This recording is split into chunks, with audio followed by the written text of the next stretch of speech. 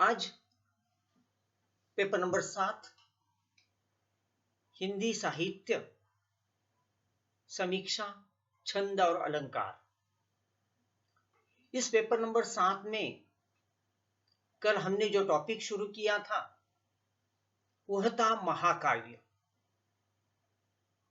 महाकाव्य की भारतीय धारणा कल हमने देखी थी, क्योंकि अगर कल की बात आपने अच्छी तरह से समझी होगी तो आज उसका दूसरा टॉपिक महाकाव्य की पाश्चात्य धारणा। महाकाव्य को लेकर भारतीय आचार्य क्या कहते हैं, इसे हमने कल सविस्तर रूप में देखा। आज हमारे अभ्यास का विषय है महाकाव्य पाश्चात्य धारणा, यानी कि पाश्चात्य विद्वानों के क्या मत मतांतर है महाकाव्य को लेकर। क्योंकि आप कल नहीं थे, इस कारण आपको यह समझने में थोड़ी कठिनाई होगी। लेकिन देखिए, बड़े संक्षेप में कल के लेक्चर के बारे में अगर कहना हो तो हम कहेंगे महाकाव्य महान काव्य होता है। एक 8, 10, 20 पंक्ति वाली कविता लिखना आसान, वैसे कोई भी ऐरा गैरा नत्थु खेरा ऐसी कविता लिख सकता है। लेकिन महाकाव्य लिखने के लिए महान कवि को जन्म लेना पड़ता है, और महान कवि की प्रतिभा से ही महाकाव्य का निर्माण होता है।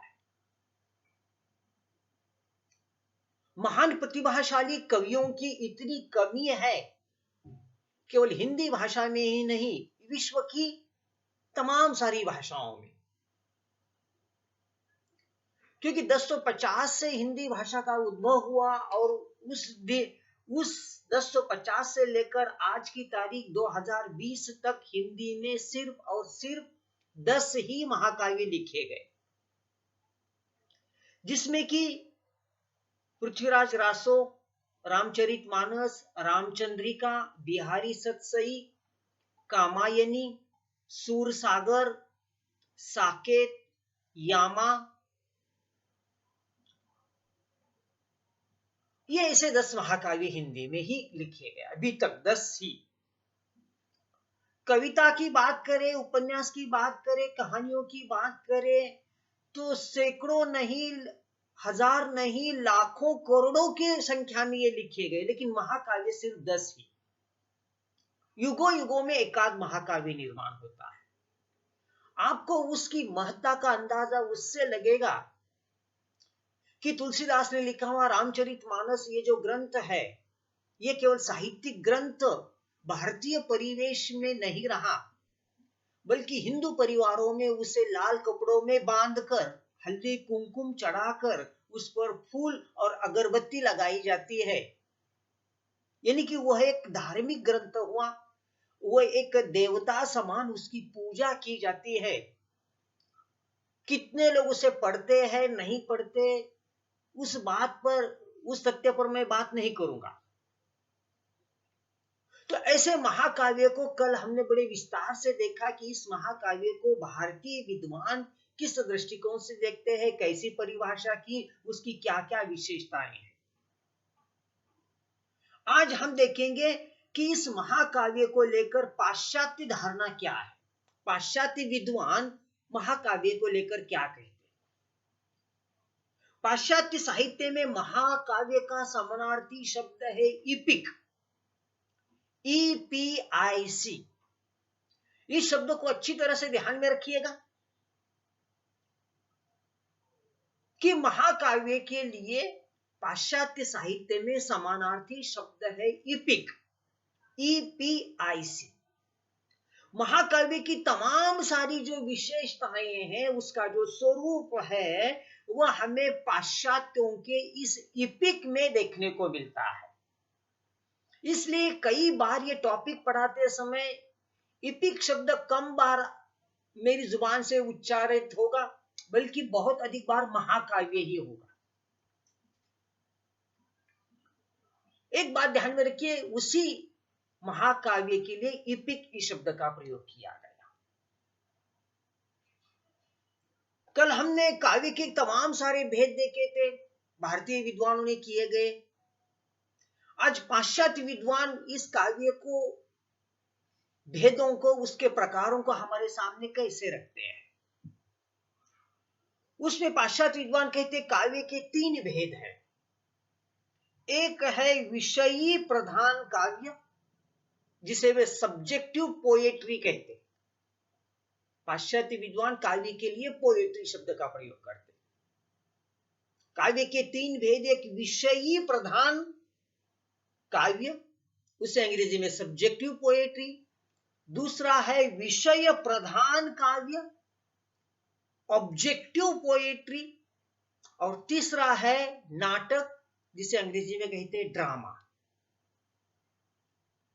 तो देखिए, कल भारतीय विद्वानों का संपूर्ण रूपरेखा मैंने आपके सामने रखी थी, और जब तक इन पाश्चात्य विद्वानों की रूपरेखा हमारे ध्यान में ठीक ठाक ढंग से नहीं बैठेगी, तब तक हमें इस इपिक को समझ कर लेना बड़ा मुश्किल होगा। तो इपिक के 3 भेद, एक विषय विषयी प्रधान, दूसरा विषय प्रधान, तीसरा नाटक।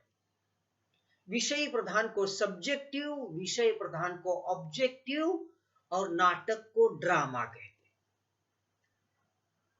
अब ये जो विषयी प्रधान काव्य है, इस विषयी प्रधान काव्य में भावना और गीतों की प्रधानता रहेगी।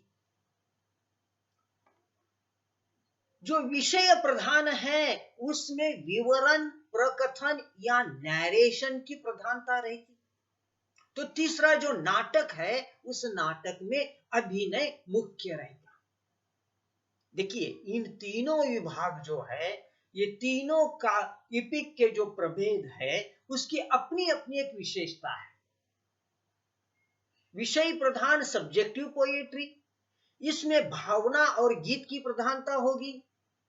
दूसरा है विषय प्रधान ऑब्जेक्टिव पोएट्री, इसमें प्रकथन, विवरण या नैरेशन की प्रधानता। तीसरा है नाटक, उसे ड्रामा कहते हैं, और उसमें अभिनय को मुख्यता दी जाती है। अब इन तीनों में हमें देखना है इपिक, यानी कि इस तरह से जो विषय प्रधान काव्य है, जो ऑब्जेक्टिव पोएट्री है, उस ऑब्जेक्टिव पोएट्री को इपिक कहा गया, और इस इपिक को देखना है।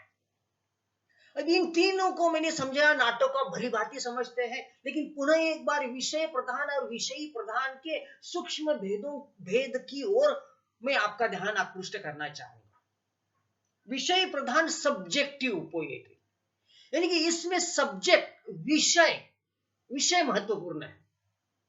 विषयों में हम देखते हैं कि पौराणिक विषय, ऐतिहासिक विषय, राजनीतिक विषय, धार्मिक विषय, सामाजिक विषय, सांस्कृतिक, ऐसे अलग अलग विषय हो। तो विषय प्रधान आपको समझ में आया, जिसमें सब्जेक्ट महत्वपूर्ण है, विषय महत्वपूर्ण है। विषय प्रधान में नाम विषय है, लेकिन उसका अंग्रेजी का बड़ा अच्छा शब्द है ऑब्जेक्टिव पोएट्री। यहां ऑब्जेक्ट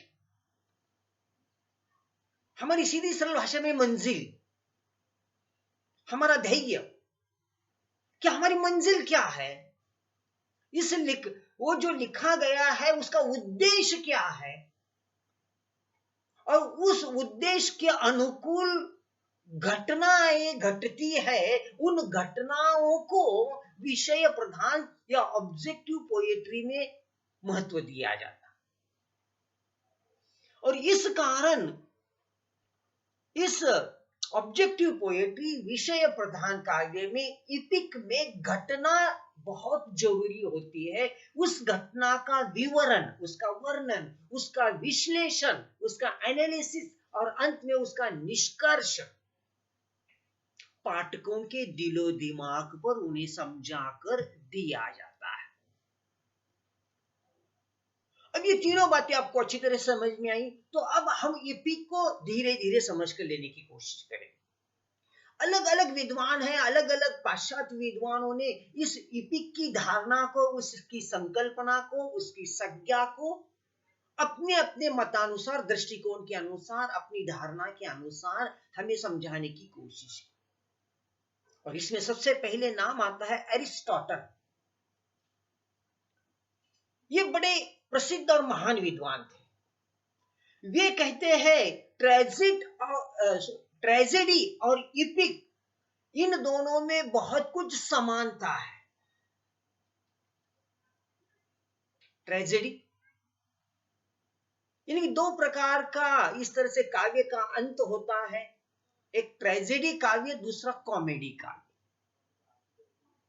कॉमेडी का अर्थ है सुखद अंत, ट्रेजेडी का अंत है दुखद अंत। और ट्रेजेडी पूरा का पूरा पाश्चात्य साहित्य इस ट्रेजेडी पर आधारित है। देखिए, हर देश के अनुसार, युग के अनुसार, परिस्थिति के अनुसार उस देश का साहित्य अलग रूप पकड़ता है। देखिए, हमारे पूर्वीय देशों में, पर्टिकुलरली यहां जो एशिया है, अफ्रीकन कंट्रीज है, इन पूर्वी देशों में यहां हम सुख को अधिक महत्व देते हैं। हमें सुख चाहिए। पाश्चात्य देशों में धारणा है, वे कहते हैं कि दुख बहुत जरूरी है। देखिए, बृहद अंतर है सुख और दुख में। और जैसा सुख और दुख में इतना बृहद अंतर है, तो उसकी ओर देखने के दृष्टिकोण में भी जमीन और आसमान का अंतर आएगा। हम लोग सुख में आनंद मानते और पाश्चात्य लोग यहां दुख में आनंद मानते, सुख मानते। बहुत फर्क है। और इस कारण पाश्चात्य साहित्य में ट्रेजेडी को अधिक महत्ता मिली। एरिस्टोटल का कहना है कि ट्रेजेडी और इपिक में बहुत कुछ समानता है। कैसे? दोनों में विषय का ओज प्रभावपूर्ण छंदों में प्रतिपादित किया जाता है। दोनों में विषय का ओज छंदों में प्रभावशाली ढंग से प्रकट किया जाता है।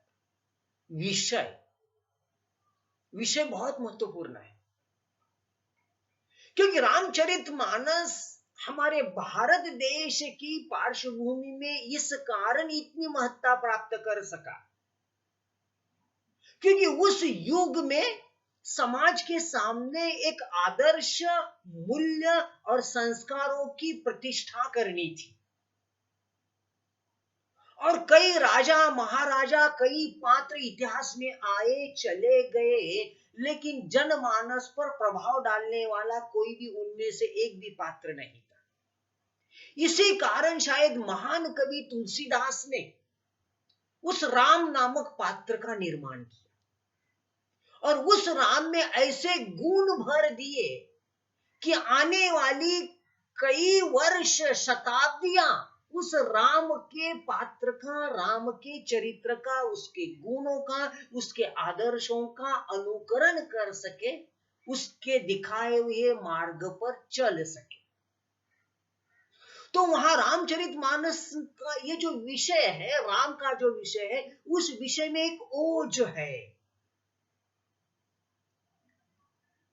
एक ऐसा उसमें आकर्षण है कि तमाम सारा जनमानस उस राम के प्रति आकर्षित होता है।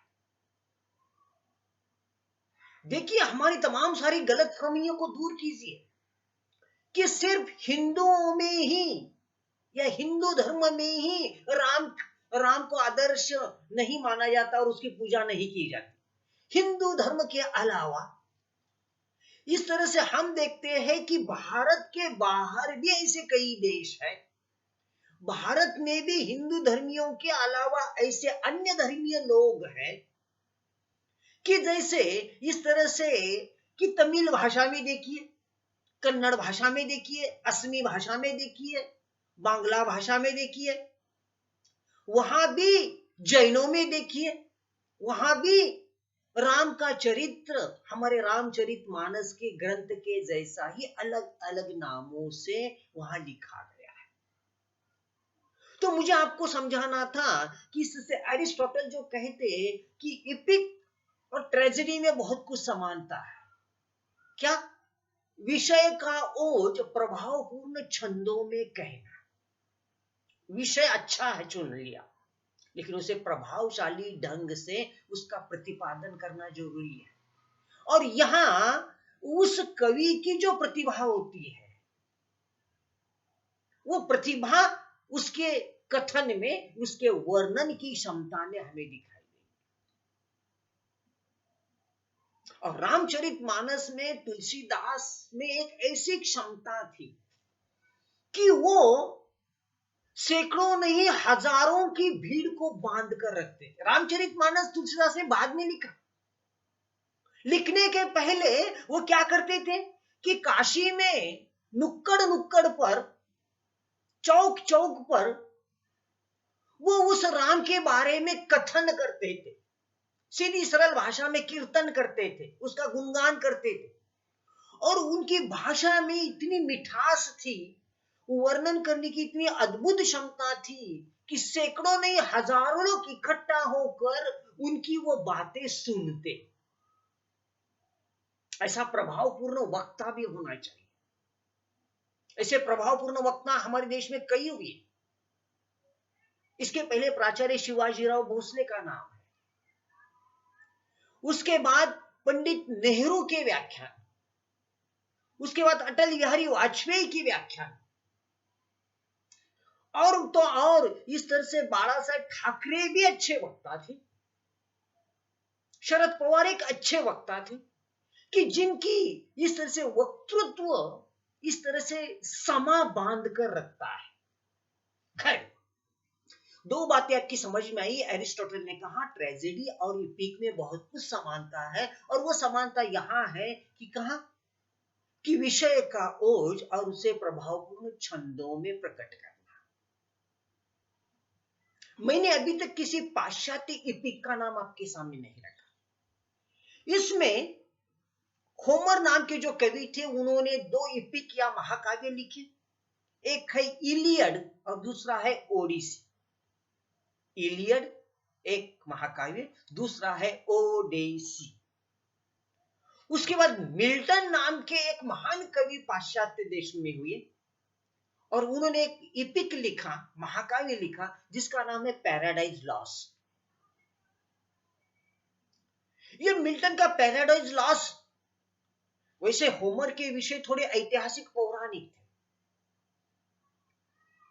मिल्टन ने पैराडाइज लॉस्ट जो लिखा, उसमें विषय ऐतिहासिक होते हुए भी वह आधुनिक युगीन मनुष्य को भाता है, प्रिय होता है।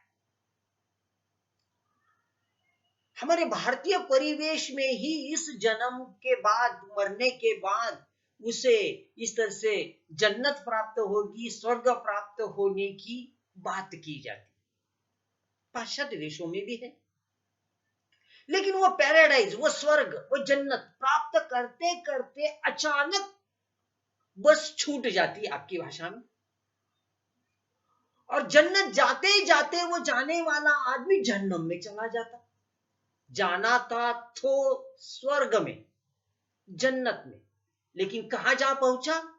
जहन्नम में, नरक में। खैर, उस पैराडाइज लॉस्ट की हमें चर्चा नहीं करनी है, बस उदाहरण के तौर पर मैंने आपके सामने रखा। उसके बाद एरिस्टोटल हमें समझाते हैं कि ऐसे इपिक में विचित्र और अलौकिक घटनाओं का चित्रण होता है। विचित्र और अलौकिक घटना, देखिए, आप और मेरे जैसे लोगों को कहा जाता है हम आम आदमी हैं, सामान्य मनुष्य है। लेकिन ऐसा राम के बारे में नहीं कहा जाता, कृष्ण के बारे में नहीं कहा जाता, क्योंकि हम एकाएक अपने शत्रुओं को मारने के लिए कोई सुदर्शन चक्र नहीं निकाल सकते। वो सुदर्शन चक्र निकालने वाले श्री कृष्ण, डूबते हुए सूरज को पुनः आसमान में लाने वाले गुण, ऐसे अलौकिक गुण हमारे पास नहीं है। कृष्ण के जैसे, इसलिए हम सामान्य, या भगवान राम के जैसे किसी पत्थर को स्पर्श करते, उससे अहिल्या का निर्माण हम नहीं कर सकते। क्यों? क्योंकि हम आम आदमी हैं, सामान्य हैं, हम में अलौकिक गुण नहीं है। तो एरिस्टोटल ने क्या कहा कि इपिक में विचित्र और अलौकिक घटनाओं की भरमार होती है। उसी प्रकार जैसे हमारे भारतीय साहित्य में ऐसे कई घटना प्रसंग हमें देखने को मिलेंगे। देखिए ना, आज के 21वीं शताब्दी के मनुष्य को अगर ये प्रसंग कहा जाए क्या कि कोई राम नाम का व्यक्ति था, उसने किसी पत्थर को स्पर्श किया, वहां से किसी एक स्त्री का जन्म होता है। 21वीं शताब्दी के कंप्यूटर युग में रहने वाले मनुष्य का क्या उस घटना पर विश्वास होगा? या डूबते हुए सूरज को आसमान में पुनः दिखा? How it is possible? और हम आम आदमी को जो इम्पॉसिबल होता है, ये ऐसे अलौकिक लोग उसे पॉसिबल कर देते, और इसे हम कहेंगे अलौकिक घटनाएं। अरिस्टोटल ने कहा है कि हमारे देश में, हम भारत देश में ऐसा नहीं है, बल्कि पाश्चात्य देशों में भी ऐसी अलौकिक घटनाएं, ऐसी कई ग्रीक रोमन देवी देवताओं में के संदर्भ में लिखी गई है, छपी है। चलो, विचित्र और अलौकिक घटनाएं होती है। अब अंत में आते आते एरिस्टोटल का कहना है कि नाटक सर्वश्रेष्ठ है या इपिक सर्वश्रेष्ठ है। वैसे दोस्तों, नाटक यह एक ऐसी विधा है जो दृश्य काव्य में आती है। सैकड़ों दर्शकों के सामने वो विधा प्रत्यक्ष रूप में घटित होती है। उस मंच पर के कई पात्र उस घटना प्रसंगों को जीवित करते हैं, जीवित करते।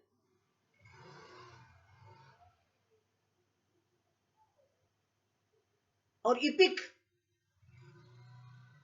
एरिस्टोटल ने कहा है कि इस तरह से वे नाटक को इपिक से बढ़कर मानते, श्रेष्ठ मानते। यानी कि एरिस्टोटल ने नाटक को सर्वश्रेष्ठ माना, इपिक उसके नीचे। लेकिन अरिस्टोटल के इस निष्कर्ष से, इस मत से पाश्चात्य विद्वान आलोचक स्वीकार नहीं करते, और आलोचकों का कहना है कि इस तरह से नाटक नहीं, इपिक ही सर्वश्रेष्ठ है। क्यों? क्योंकि इपिक इस तरह से शिष्ट और सुसंस्कृत समाज के लिए लिखा जाता है। इपिक शिष्ट और सुसंस्कृत समाज के लिए लिखा जाता है। अब पता नहीं, ये लेक्चर सुनने वाले आप टीवाईबी के छात्र, आपको मताधिकार प्राप्त हो चुका है, आप बड़े हो चुके हैं, आप में से बहुत कुछ या तमाम सारे हिंदू धर्म से आते होंगे। आप में से कितने लोगों ने, अन्य धर्मियों की बात छोड़ दीजिए, हिंदू धर्म के महाकाव्यों को पढ़ा? फिर चाहे वो रामायण हो, महाभारत हो या भगवत गीता हो। अंकिता ने पढ़ा? अंकिता, सर, कोई पढ़ा रामायण, महाभारत, भगवत गीता? हाँ सर, सुना है। सुना नहीं, पढ़ा क्या? मेरा सवाल था, पढ़ा क्या? नहीं सर। सुना तो उस टीवी पर भी सुना होगा, देखा होगा, और टीवी पर दिखाने वाली हर बात कोई 100% सत्य नहीं होती। और कौन है दूसरा अंकिता के साथ? कोई नहीं सर। अच्छा, तो देखिए, हम हिंदू धर्मी होने के बावजूद भी हम ना रामायण पढ़ते हैं, ना इस तरह से महाभारत पढ़ते हैं, ना भगवत गीता पढ़ते हैं, लेकिन गला सूखते हुए जोर जोर से जरूर चिल्लाएंगे कि क्या? गर्व से कहो हम हिंदू हैं। अच्छा नारा है, नारा अच्छा है, मुझे भी अच्छा लगता। लेकिन ये कहने वालों ने क्या उस हिंदू धर्मियों के वो महाकाव्य, चाहे महाभारत हो, रामायण हो, भगवत गीता हो, अन्यों की बात छोड़ दीजिए, ये भी तो पढ़े है या नहीं? और पाश्चात्य साहित्य के आलोचक क्या कहते हैं कि एपिक या महाकाव्य किसके, आम लोगों के लिए नहीं लिखा जाता, शिष्ट समाज, जिसे अंग्रेजी में इलिट क्लास कहते हैं, जेंटलमैन क्लास कहते हैं, सुसंस्कृत लोगों के लिए लिखा जाता है। तो देखिए, आप बीए हो रहे हो, ग्रेजुएट होने जा रहे हो, आप क्या शिष्ट नहीं है? क्या आप सुसंस्कृत नहीं है? Are you not gentleman? तो उसका उत्तर, अगर आपने पढ़ा नहीं है तो आप नहीं है, यू आर नॉट जेंटलमैन, आप शिष्ट नहीं है, आप सुसंस्कृत नहीं है। मैं कहता हूं इसलिए नहीं, पाश्चात्य विद्वानों का मतांतर है, ठीक है।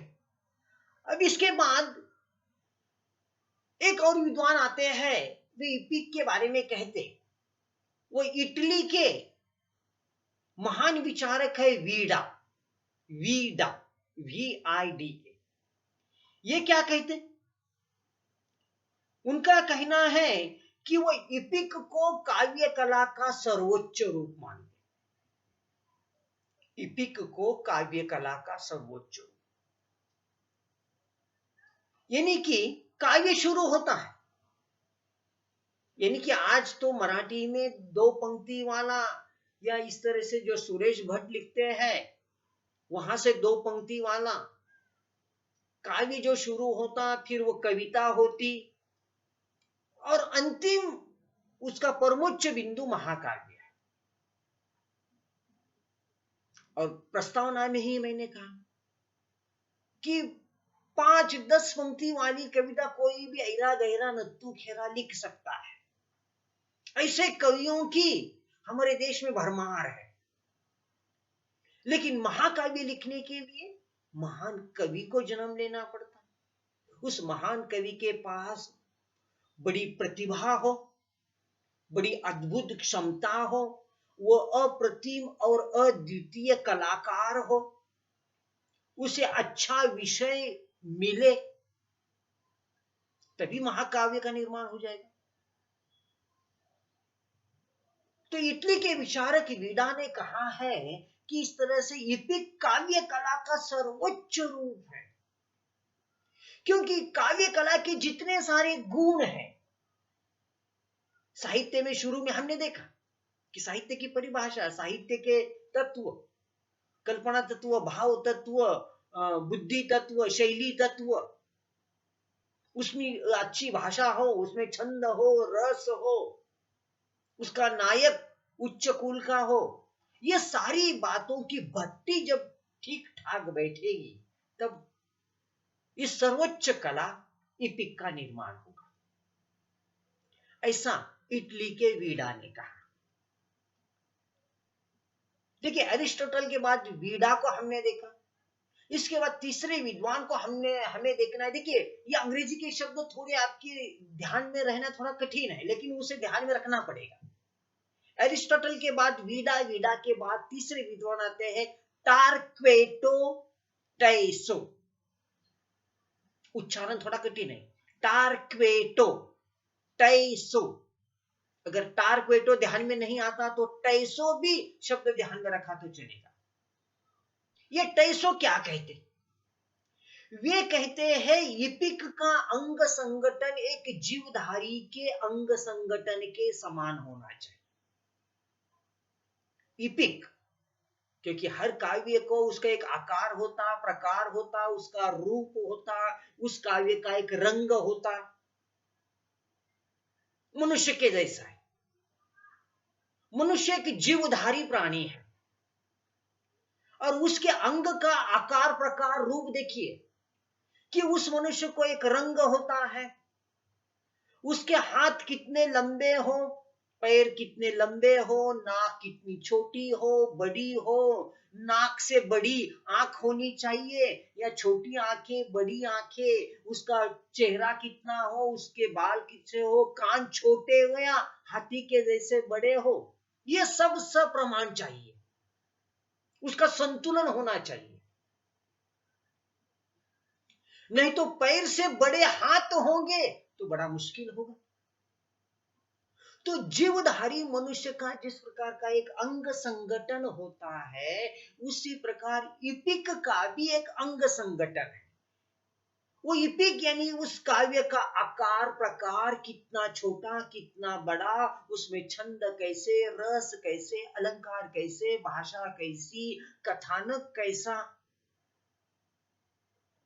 और इसके साथ ही उसमें क्या, दैवी, आश्चर्यकारी, काल्पनिक घटनाएं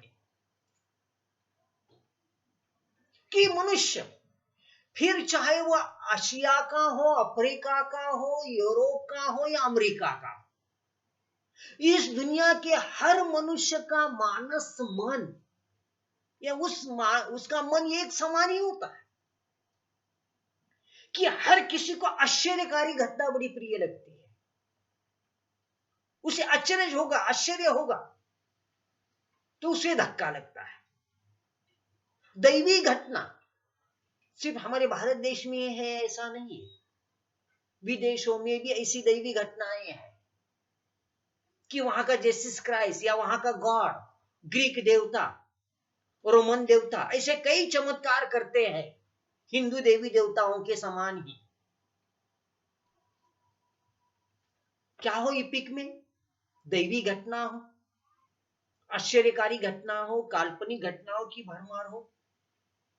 और टेसो को कहना है ये दो होने के बावजूद काम नहीं चलेगा, तीसरी बात उसमें होनी चाहिए कि इपिक ऐसा हो कि उस इपिक में रोचकता हो। यह रोचकता साहित्य के लिए बहुत जरूरी है, क्योंकि कोई भी किताब पढ़ने के लिए हम लेते हैं और उस किताब का पन्ना हम तब ही पलटेंगे कि जब आगे के पन्ने पर क्या लिखा है इसके प्रति हमारे मन में रोचकता निर्माण हो, सीधी सरल भाषा में उत्सुकता निर्माण हो कि आगे के पन्ने में क्या लिखा है। इसकी उत्सुकता जब तक जागृत नहीं होती तब तक हमें पढ़ने में रुचि नहीं आती, पन्ना हम पलटते हैं। इसलिए देखिए तीन बातें टेसो ने कही कि इपिक का अंग संगठन किसी जीवधारी के समान होना चाहिए, काव्य की तमाम सारी बातें सप्रमाण उसमें हो, नंबर एक।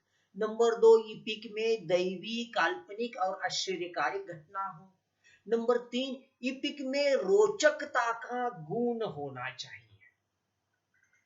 ओके, अब इसके बाद चौथे विद्वान आते हैं कैसल वेत्रो। कैसल वेत्रो, इन्होंने इपिक के दो भेद किए हैं। एक है चरित्र महाकाव्य जिसे बायोग्राफिकल इपिक कहते हैं, और दूसरा है काल्पनिक महाकाव्य जिसे वो रोमांटिक इपिक कहते हैं।